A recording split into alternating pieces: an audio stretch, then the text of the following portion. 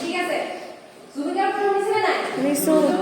কেইজন আমাৰ অসমৰে এটা সম্পদ আছিলে হয়নে এই বহুত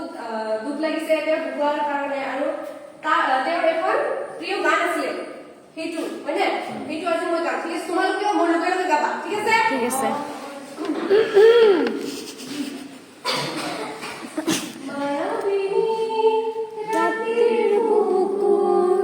দেখা পালো